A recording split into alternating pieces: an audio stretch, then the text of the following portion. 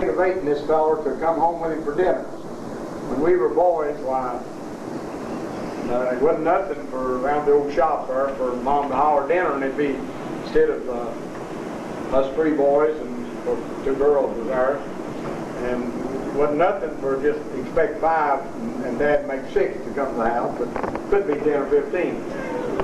But Mom would never gripe and complain. She'd just say, sit down. And she'd whittle and keep waking out till it'd be quite enough to go around.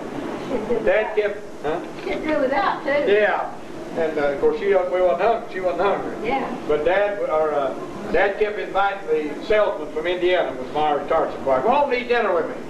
Go home and eat dinner with me. Oh, I'll go with you someday, Everett. And one day Dad said, come on. Earl Worley, I think was his name. So Dad took him over for dinner. They eat.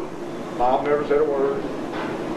He never got over that old boy. He told everybody in the country. Every quarter took me home with him for dinner. That's something you don't do nowadays, you know, which is true. But just so many memories, so many thoughts, that we just couldn't get them all told. And just so wonderful what Mom and Dad have done and meant to all of us. And of course, we could all tell what God about going to Mansfield coming back, and we ended up working here. Wanda ended up living here, and of course, you 3 that had to leave, then your families missed on a lot by not getting to be with Mom. You know that. But that's just the way it happens, and we can't change that.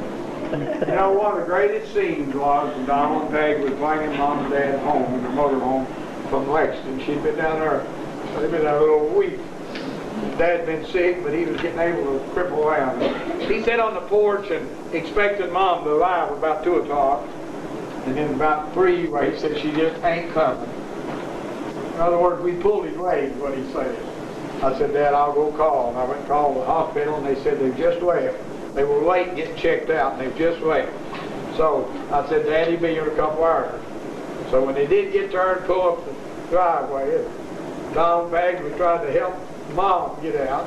And Dad was trying to get out of that chair to come down them steps to meet Mom. And as they went, beat away them steps and locked arms on each other, so tickled to see each other. And it was just a little over a week before that Mom said to me down at the hospital, they told her she'd water all day, she'd bled that day, and they told her what they're going to do tomorrow, and she said, son, looked up so pitiful, said, son, maybe the good Lord will just see fit to take me to heaven tonight. I don't have to go through all this. I said, Mom, that'd be wonderful, wouldn't it? But you know what? That might happen before morning. But you know another instant might happen. God may see fit to give these doctors the wisdom, the knowledge, the ability to piece things together and get it all together so you can go back home and spend a little more time with Mom and Dad. She said, son, just whatever his will is, it'll be fine with me. Wonderful what experiences and inheritance that we have.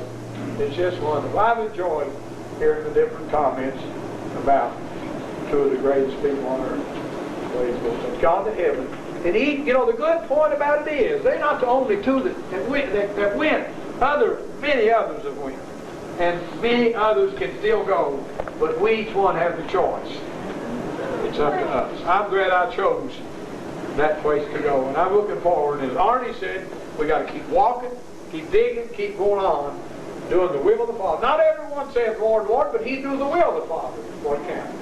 Praise the Lord. Thank God. Appreciate him today, don't you? Love him. We can all talk all day.